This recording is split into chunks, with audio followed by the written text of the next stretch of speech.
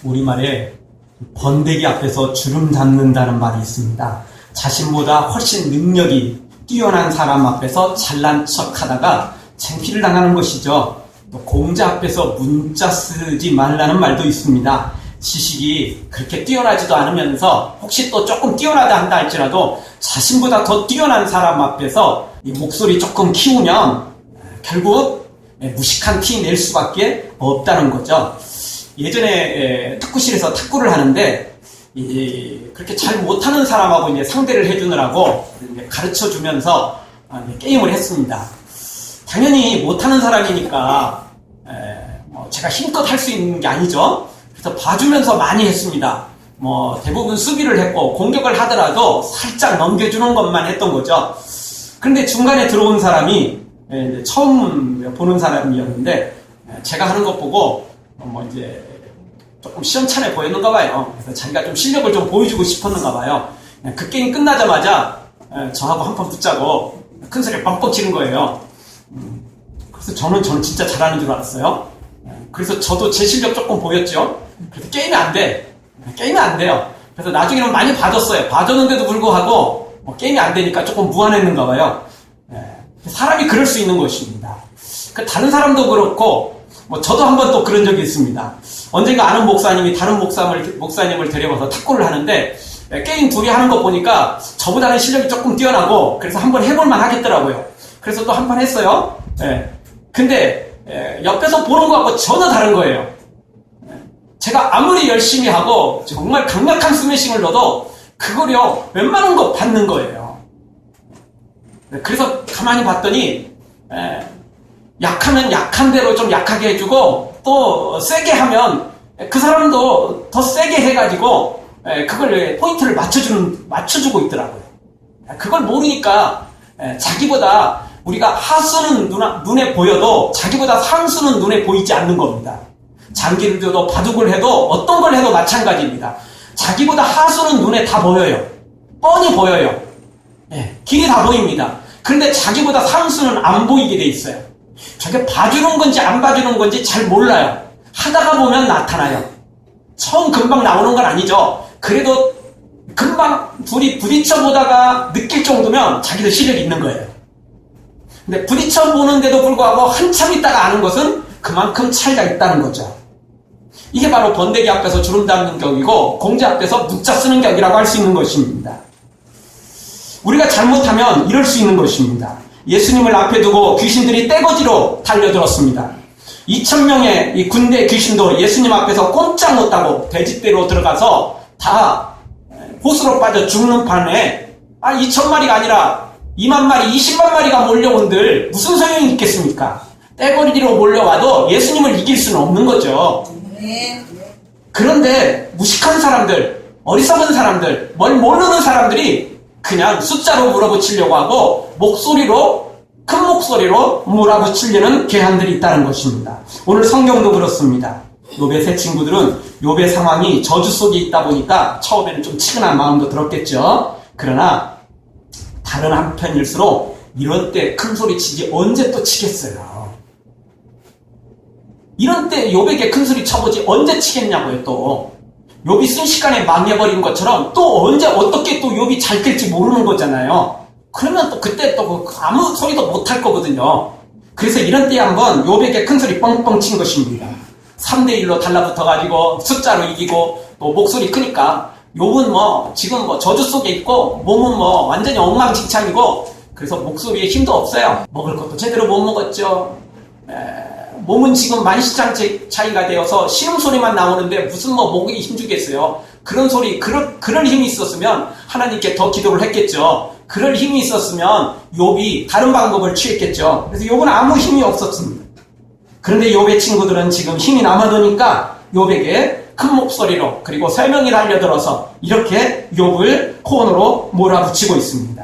이런 사람들을 가리켜서 번데기 앞에서 주름 잡는 거라고 말할 수 있는 겁니다. 사실 욥이 두 손 두 발이 다 묶여있기 때문에 지금 이런 거거든요. 하나님이 지금 묶어놔 버렸어요. 하나님이 지금 훈련 중에 있잖아요. 그러니까 두 손 두 발 다 묶여져 있는 거죠. 그래서 이렇게 되는 거지. 욥이 만약 정상적이었으면 이런 친구들 잽도 안 되는 것들이거든요. 그런데 욥이 지금 두 손 두 발 다 묶여 있으니까 이들이 와서 지금 이렇게 번데기 앞에서 주름 잡듯 공대 앞에서 문자 쓰듯 이순신 장군 앞에서 그냥 몇십 배 더 된다고 배 끌고 와가지고 한 큰 소리 뻥뻥 차대는 것과 똑같은 것입니다. 지금 자기 죽을 줄 모르고 지금 당장 큰 소리 치는 이들의 모습을 보게 됩니다. 사랑하는 성도 여러분, 교만에 빠져서 번데기 앞에서 주름 잡지 말고 우리가 끝까지 겸손히 하나님의 뜻을 이루는 하나님의 사람들로 세워지기를 주의 이름으로 축원합니다. 오늘 성경 통해서 엘리바스의 주장, 설교 아닌 그 설교를 한번 살펴보도록 하겠습니다. 엘리바스의 첫 번째 주장은 회개치 않으면 아무리 부르짖어도 응답을 받을 수 없다는 것입니다. 1절을 보십시오. 1절, 부르짖어 보아라. 내게 응답할 자가 있겠느냐? 거룩한 중에 내가 누구에게로 향하겠느냐? 아무리 부르짖어도 아무리 기도해도 응답할 사람이 없다는 겁니다. 응답할 하나님이 아니라는 겁니다. 이유가 뭐죠? 죄졌으니까. 너는 죄인이니까. 네가 회개하지 않는다면 어떤 것도 응답받을 수 없다. 금식하며 기도해도 안 되고 차례하면서 기도해도 안 되고 별거 다 해도 안 된다. 너는 회개가 중요한 것이지 절대 다른 것이 중요한 것이 아니다 라고 외치고 있는 것입니다.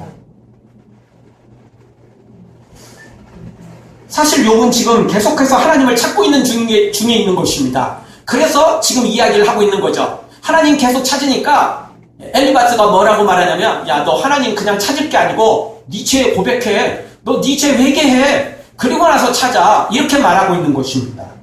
많은 사람들이 우리 하나님 앞에 기도해도 응답받지 못하는 거, 회개하지 않기 때문인 게 맞긴 맞습니다.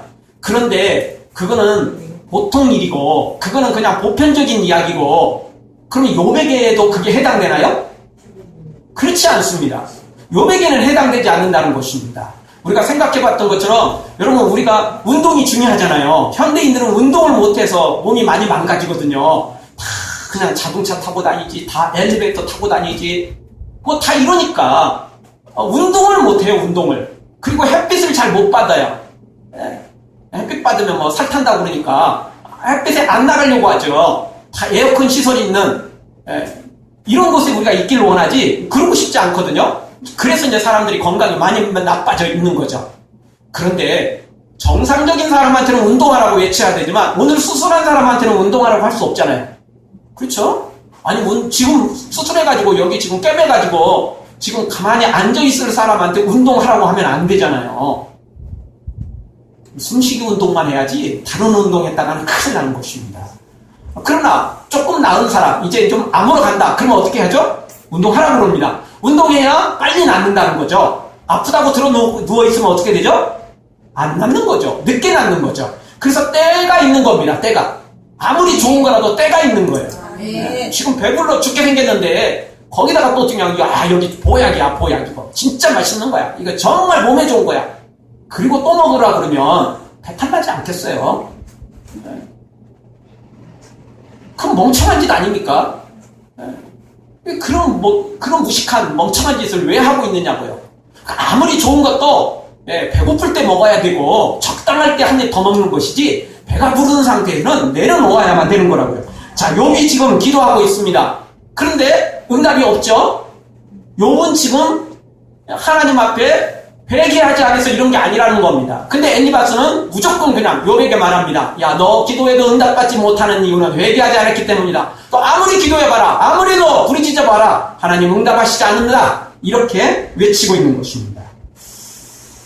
여러분, 우리가 기도에 응답받은 것은 우리가 정말 조심할 줄 알아야 되고, 그리고 하나님의 응답에 대해서 정확히 알아야 됩니다. 여러분, 하나님의 응답은 세 가지가 있습니다. 첫 번째는 예스입니다. 예, 너 응답해줄게. 그래, 하나님 이렇게 말씀하십니다. 내가 기도한 대로 응답해 주시는 겁니다. 예스니까 응답해 주시는 겁니다. 뭐 두말할 것도 두말할 것도 없겠죠. 그런데 두 번째 하나님의 응답은 노입니다. 노. 안 돼. 이렇게 말씀하시는 겁니다. 여러분, 안 된다고 말씀하시는 것도 응답입니다. 응답 아닙니까? 여러분의 애들이, 자녀들이 여러분한테 뭘 요구한 것마다 다 그냥 이해한다고, 그래, 들어줄게, 이렇게 하는 것만 응답입니까? 안 돼. 이것도 응답이에요. 안 된다는 거죠. 너 다시는 그 이야기 하지 마. 너 절대 안 돼. 이런 거죠. 이런 거. 이것도 응답이에요. 근데 우리 많은 성도들은 하나님께서 노하시면 그건 응답이 아니라고 생각합니다. 하나님이 노하셨대요. 하나님이 응답 안 해주셨대요. 그러나 노도 응답이에요. 그 다음에 세 번째 하나님의 응답은 웨이트, 기다리라는 겁니다. 기다려. 아직은 아니야. 때가 되면 줄게. 너 아직은 준비 안 됐거든? 너 준비되면 줄게. 이렇게 말씀하실 때가 있어요. 그것도 응답입니다. 아멘. 하나님이 나중에 주신데 그 응답 아니라고 생각하는 경향이 있어요. 아닙니다. 나중에 주시는 거 응답입니다. 아멘. 때 되면 주신다는 거 그거 응답인 것입니다. 아멘. 그런데 이거보다 조금 심한 게 있습니다. 그게 뭐냐면 무응답을 하실 때가 있어요. 무응답을 하실 때 있는데 이거는 응답일까요? 아닐까요? 이런 문제가 어렵죠. 응답일 때도 있고 아닐 때도 있습니다. 말 그대로 죄를 가지고 또 정욕으로 구할 때 그건 너무 뻔한 거예요. 너무 뻔한 것 갖고 기도하는 거, 너무 잘못된 것 가지고 기도하는 건 하나님이 아무 말씀도 안 하실 때가 있어요. 그럼 모르느냐? 기도하는 자기도 알아요. 사실은 아는 거죠. 그냥 우길 뿐이지. 그 다음에 좋은 기도인데 올바른 기도인데 바른 기도인데 하나님께서 무응답 하실 때가 있습니다. 여러분 이거는 응답입니까? 아닙니까? 그것도 응답인 것입니다. 더 많이 기도하라는 하나님의 사인인 거죠. 이것도 응답이라는 걸 알아야 됩니다. 왜냐하면 우리는 예수님의 기도를 통해서 그것이 응답이라는 걸 알게 됩니다. 여러분 예수님께서 겟세마네 동산에서 기도하신 첫 번째 기도의 내용이 뭐였죠? 이 잔을 내게서 지나가기를 원합니다. 이 십자가가 내게서 지나가기를 원합니다. 그게 첫 번째 기도였습니다. 하나님께서 그래 십자가 지나가게 해줄게 이렇게 말씀하신 적 없어요? 안 돼. 이렇게 말씀하신 적도 없어요. 야, 좀 기다려봐. 내가 생각해볼게. 이렇게 말씀하신 적도 없어요. 하나님은 아무 말씀도 안 하셨어요.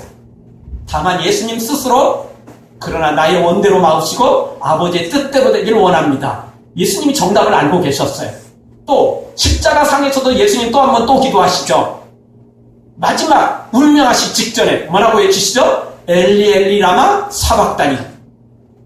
나의 하나님, 나의 하나님, 어찌하여 나를 버리셨나이까? 마지막 외침이었어요. 마지막 울부짖음이었어요. 하나님께서 뭐라고 하셨나요? 아무 말씀도 없었어요. 12시부터 3시까지 태양까지도 일시경사가 일어났어요. 태양이 사라졌어요. 하나님 안 보셨어요. 응답도 당연히 안 해주셨어요. 그러면 그게 무응답이니까 하나님이 응답을 안 해준 거 외면해버린 겁니까? 하나님이 예수님 버리신 겁니까? 영원히 그냥 이제 빠빠이 한 겁니까? 아니에요. 하나님은 아무 말씀 안 하셨지만 그것도 응답이라고요. 그거는 십자가를 지고 있는 예수님이 계속해서 십자가 져야 된다는 응답이에요. 다른 응답이 아니라고요. 그것도 응답인 것입니다. 그럼 언제 그 응답이 정확하게 진짜 응답으로 나타났죠? 3일 뒤에 예수님께서 3일 만에 부활하실 때 진짜 그게 응답으로 나타나는 것입니다.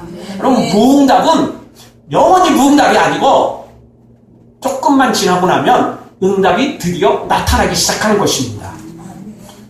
다니엘서 보면 다니엘이 간절히 기도를 합니다. 그런데 그 기도의 내용이 하늘에 올라갑니다.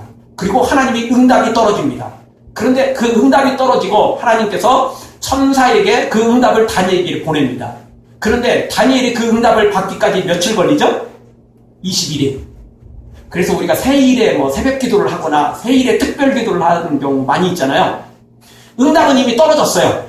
다니엘이 기도하는 즉시 응답은 떨어졌어요. 근데 그 응답이 떨어졌는데 그 응답이 다니엘에게 내려오기까지 21일이 걸렸어요.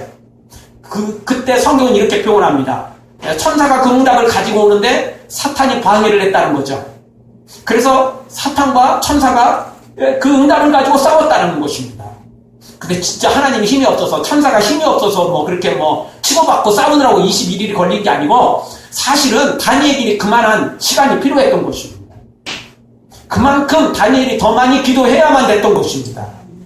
그래서 하나님께서 그렇게 하신 것입니다. 자, 어찌됐든 하나님의 무응답은 무응답이 아닙니다. 하나님의 무응답도 응답이라는 것입니다. 반드시 그게 응답될 때가 있으니까 그거 응답인 것입니다. 지금 당장 입 다물고 있다고 입 다물고 있는 게 아니라는 것입니다. 여러분 예전에는 아이가 길 가다가 넘어지면 무조건 그냥 부모가 달려가가지고 그냥 괜찮아 그냥 노란법도 떠들가면서 그냥 막 옷 다 털어주고 막 아픈지 없느냐 막 금방 막 이랬습니다. 근데 그렇게 사랑을 해줬더니 아이가 넘어지기만 하면 으아 하고 뭘 보냐면 엄마를 봐, 아빠를 봐요. 그러다 보니까 교육학자들이, 아동학자들이 그거는 바른 교육이 아니구나. 아이가 넘어지면 무조건 달려가서 일으켜줄 게 아니고 얼른 보라는 겁니다. 그래서 애가 상처가 났다. 그래서 지금 이거는 지금 팔이 부러졌다. 이러면 무조건 그냥 안고 뛰어야죠, 병원으로. 그렇지 않겠습니까? 그런데 뭐 조금 이게 뭐 까지긴 했고 조금 더 상처는 있지만 이거는 큰 상황이 아니다. 그러면 아이를 그냥 무조건 일으켜 주기보다는 응원을 해주는 게 낫다는 것입니다.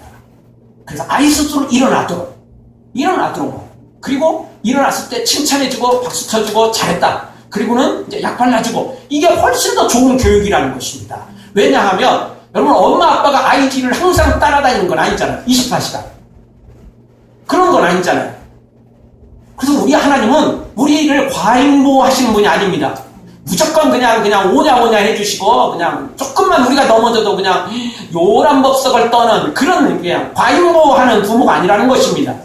우리 하나님은 우리가 힘들고 어려울 때 지쳐있을 때는 그냥 어김없이 달려와서 우리를 안아주시고 업어주시고 우리 예수님이 우리를 이끌어 가시지만 그렇지 않은 평범하게 넘어졌을 경우는 약간의 상처만 있을 경우는 우리 주님이 우리 스스로 일어나기를 원하십니다. 아멘. 우리 스스로 일어나기를 원하십니다. 그리고 일어나서 또 상처 치유할 것은 예수님이 또 약 갖다 주십니다. 약 갖다 주시는 거예요. 걱정할 게 없다고요.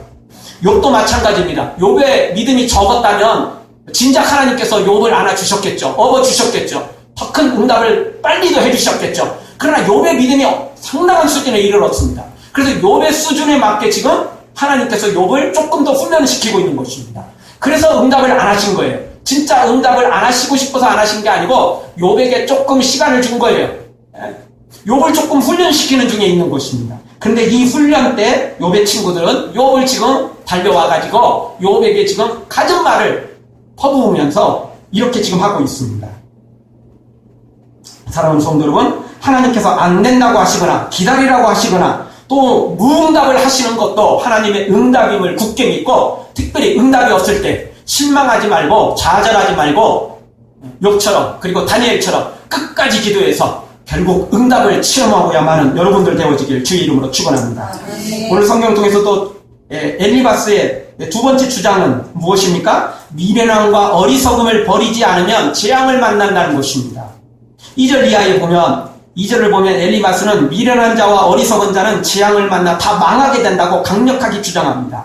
사실 저는 틀린 말이 아니죠. 미련해서 하나님을 찾지 않는 사람 그리고 어리석어서 죄를 짓는 사람 재앙 만나죠. 당연히 벌받게 돼 있죠. 따라서 지금 욥이 이런 재앙을 만난 거 저주를 만난 건 욥이 미련하고 어리석어서 하나님을 찾지 못하고 하나님 앞에 기도하지 못해서 그런 거다. 이렇게 결론을 내리는 것입니다. 그러면서 이 친절한 금자시인 엘리바스는 실제적인 세 가지 사례까지 언급을 해줍니다. 그래서 3절에 보니까 첫 번째 사례를 말해주는데 성공하다가 갑작스런 재앙으로 망하게 된 첫 번째 사례가 있다. 이런 것이 바로 어리석고 미련한 자의 특징이다 라는 것입니다. 3절 내가 미련한 자의 뿌리를 밟는 것을 보고 그 집을 당장에 저주하니라. 갑작스럽게 망해버린 거죠. 그리고 두 번째 사례를 듭니다. 4절입니다. 그 자식들은 평안한 데서 멀리 떠나고 성문에서 눈이나 구하는 자가 없으며 자녀들이 재앙을 만난다는 겁니다. 그 다음에 세 번째 사례를 엘리바스가 듭니다. 5절이죠. 그 추수한 것은 죽인 자가 먹되 가시나무 가운데 있는 것도 빼앗으며 올무가 그 재산을 향하여 입을 벌리느니라. 모든 재산을 빼앗기게 된다는 겁니다. 요 세 가지 재앙을 갑작스럽게 재앙을 만나 집안이 망한다. 자녀가 큰 재앙을 만난다. 그리고 재산을 빼앗긴다. 요 세 가지 사례를 들면서 엘리바스가 미련한 사람, 어리석은 사람의 특징이 이거다. 하나님께서 나중에 벌 주니까, 심판 주니까 이런 일 당한다. 라고 외치고 있습니다. 그런데 이 세 가지 장면이 딱 누구 생각나죠? 욥이죠, 욥. 욥이 하루아침에 망했어요. 하루아침에 10명의 자녀가 죽었어요. 그리고 하루아침에 모든 재산을 다른 나라 사람들이 와서 빼앗아가 버렸습니다. 이게 딱 욥 이야기예요. 다른 사람 이야기가 아니고 욥 이야기예요. 욥이 지금 이 아픔 중에 있는데 욥을 위로해주고 욥을 일으켜주기는커녕 욥의 상처를 다시 긁어가지고 덧나게 만드는 것을 보게 됩니다. 하여튼 이 엘리바스의 이 장면들 참 대단한 모습이라고 볼 수 있습니다. 여러분, 이런 모습이 누구가 생각나냐면 예수님께서 주일에 병 고쳤다, 또 귀신을 쫓아냈다, 그걸 가지고 종교 지도자들이 뭐라고 말했습니까? 바알세불을 힘입어서 귀신을 쫓아내고 병든 자를 일으킨다, 이렇게 말했습니다. 그리고 예수님을 비난하고 욕했죠. 무조건 욕하고 싶은 거예요. 무조건 그냥 끌어내리고 싶은 거죠. 그래서 그렇게 하는 것을 보게 됩니다. 여러분, 엘리바스의 이런 주장은 사실 전혀 틀린 것은 아닙니다. 그러나 분명한 거 우리가 기억해야 됩니다. 욥에게는 맞지 않는다는 것입니다. 다른 사람들에게는 적용이 되는데, 죄인들에게는 이게 적용이 되는데 욥에게는 전혀 맞지 않는 것이라는 것입니다. 여러분, 이렇게 아픈 사람 치료해주기는커녕 상처를 더 크게 만들고 더 악하게 만드는 것, 이거는 하나님의 사람이 아닙니다. 이거는 사탄의 전문 분야예요. 사탄이 이거 전문가입니다. 근데 욥의 친구들이 사탄을 닮아가고 있다는 것입니다. 사랑하는 성도 여러분, 지향을 만난 사람을 보면은 도와줄지언정 절대 더 큰 상처를 주는 일이 없는, 도와주고 일으켜주고 세워주고 감싸주는 여러분들 되어지길 주의 이름으로 축원합니다. 마지막으로 엘리바스의 이 주장은, 엘리바스의 이 설교 아닌 설교는 어떤 것입니까? 8절에 보니까 하나님께 구하고 의탁해야 살 수 있다는 것입니다. 엘리바스는 7절을 통해서 인생은 고난의 연속이다 라고 말합니다. 사실 이 말은 맞아요. 그런데 8절에서는 하나님께 구하고 의탁해야만 이 고난을 이겨낼 수 있다 라고 말합니다. 그런데 욥이 하나님께 구하고 있지 않습니까? 의탁하고 있지 않습니까? 의탁하고 있어요. 구하고 있는 겁니다. 다만 지금 엘리바스가 또 강조하고 있는 것은 회개하고 부르짖어라, 회개하고 하나님께 의탁해라, 회개하고 하나님께 구해라, 그러면 네가 응답받는다, 이런 것입니다. 사실 욥이 하나님께 구하고 하나님께 의탁하고 있었습니다. 다만 너무 힘들어 자신의 생일을 저주하면서 한탄하고 탄식하고 있었던 거죠. 그런데 이 친구들은 그것을 확대시켜 욥이 하나님을 반항하고 대들고 있다, 하나님께 불신앙의 모습을 보이고 있다, 이렇게 주장하고 있는 것입니다. 이것은 이단들의 모습과 너무 똑같습니다. 여러분, 이단들은 성경을 가지고 있지 않나요? 성경 가지고 있습니다. 이단들의 말은 100% 다 틀리나요? 그렇지 않습니다. 거의 99%는 맞습니다. 1%가 틀려요. 1% 틀린 이유는 뭐냐? 성경 요절만 갖고 이야기하기 때문에 그렇습니다. 창세기부터 요한계시록까지 전체를 보는 게 아니고 한 구절, 몇 구절만 떼서 보는 거죠. 그래서 우리가 요한계시록에서 살펴보는 것처럼 14만 4천 명, 그것만 떼서 보는 거예요. 흰옷 입은 사람이 14만 4천 명만 있다는 거예요. 근데 그 뒤 요절을 보면 셀 수 없는 무리가 나오거든요. 그거는 안 봐. 그거는 안 봐요. 꼭 자기 필요한 요절만 꺼내 쓰는 거죠. 이게 이제 이단들의 특징인 것입니다. 오늘 이 엘리바스와 새 친구도 마찬가지입니다. 성경 모든 것을 보는 게 아니죠. 하나님이 응답하시지 않는 것은 무조건 죄 때문이야, 이렇게 결정을 내리는 거죠. 그리고 미련하고 어리석은 자는 하나님께 재앙받아서 그렇게 되는 거야. 가문이 망하고 자녀들이 어려운 일을 당하고 재산을 빼앗기는 건 다 죄져서 그런 거야. 그리고 고난당하는 건 하나님께 기도하지 않았기 때문이야, 하나님께 의탁하지 않았기 때문이야, 이렇게 되는 거죠. 자, 이런 논리라면 예수님도 죄진 것이고 예수님도 하나님께 의탁하지 않은 것이고, 왜? 예수님 십자가 졌잖아요. 채찍 맞았잖아요. 어려운 일 만났잖아요. 죽었잖아요. 그러니까 예수님도 저주받은 사람이에요. 이런 논리라면 말입니다. 제자들도 다 그런 사람들이고 선지자들도 다 그런 사람들이죠. 절대 아니라는 것입니다. 성경 전체를 봐야죠. 자, 이렇게 단편적인 생각은 이 작년 세월호가 침몰해서 300여 명이 죽은 그런 안타까운 상황이 일어났을 때 얼토당도 안 되는 설교를 하는 그런 교회가 있었습니다. 대형교회 목회자는 그때 세월호 사건을 언급하면서 이런 설교를 했습니다. 모든 인생의 풍랑은 교회를 나오지 않고 성경을 모르고 11조를 안 하면 만나게 됩니다. 기도하고 하나님께 돌아가면 풍랑은 멈추고 주님이 순풍을 주신다고 했습니다. 이렇게 설교를 했습니다. 설교 자체는 문구는 전혀 틀리지 않죠. 맞는 말이에요. 근데 세월호 사건하고는 안 맞는 거죠.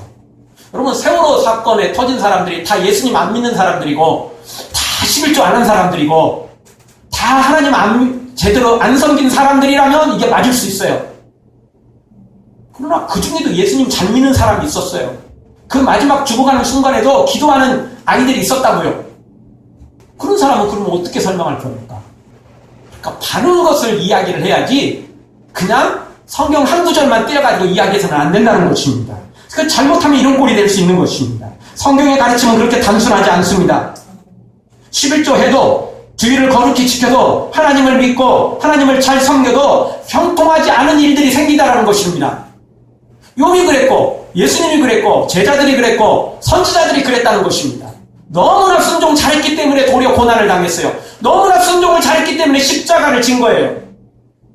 예수님이 순종하지 않았다면 십자가 안 지고 도망갔겠죠. 모든 제자들이 마지막 순교당할 필요 없어요. 도망가도 돼요. 숨을 곳 많이 있었어요. 도망갈 자리도 많이 있었어요. 수많은 성도들이 사도들을 피할 수 있는 길을 열어놨었어요. 그러나 그들은 당당하게 순교를 당했다고요. 그들이 11조를 안 해서 그랬나요? 그들이 기도를 안 해서 그랬나요? 그들이 하나님을 잘못 믿어서 그랬나요? 아니에요. 더 잘 믿었기 때문에 그런 고난을 당한 거예요. 여러분, 우리가 믿음으로 산다는 건 그렇게 단순한 것이 아닙니다. 성경에 그냥 무조건 예수님 잘 믿으면 무조건 형통합니다. 무조건 잘 됩니다. 부자 됩니다. 병도 다 낫습니다. 모든 지향은 떠납니다. 절대 성경은 그렇게 말하고 있지 않습니다. 틀린 말은 아니지만 맞는 말도 아니라고요. 때마다 다릅니다. 상황마다 다릅니다.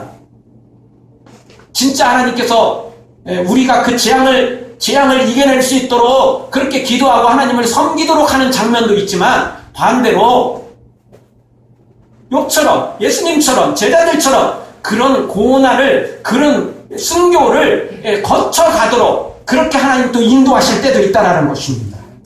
따라서 오늘 우리는 어떤 것이든 상관없이 단편적으로 성경을 받아들일 게 아니고 하나님의 그 종합적인 생각을 가지고 사고를 가지고 우리가 그 말씀에 아멘할 줄 알아야만 되는 것입니다. 드러난 현상만 보면 사탄의 길을 걸어갑니다. 그런 것들은 세상이 하는 겁니다. 그런 것들은 거짓 선지자들이 하는 겁니다. 나는 진짜 선지자니까 왕이 나를 지원해주고 있잖아. 나는 진짜 선지자니까 나는 이렇게 밖에 있고 너는 감옥에 있잖아. 거짓 선지자들이 진짜 선지자들을 핍박하고 욕할 때 몰아붙일 때 써먹었던 방법들입니다. 그거는 어리석는 것이라는 것입니다. 사랑하는 성도 여러분, 우리는 아무리 어렵고 힘들어도 당장 눈앞에 안 보여도 드러나는 거 크게 없어도 우리는 끝까지 주님의 길을 걸어가야 됩니다. 십자가의 길을 걸어가야 됩니다. 그 길만이 승리의 길이고 영광의 길이기 때문에 그렇습니다.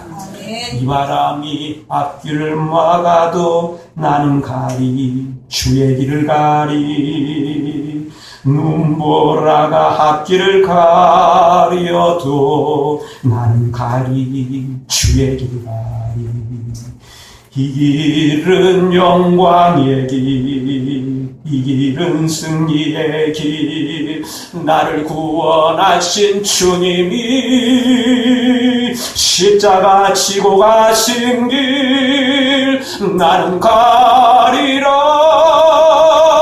주의 길을 가리라, 주님 발자취 따라,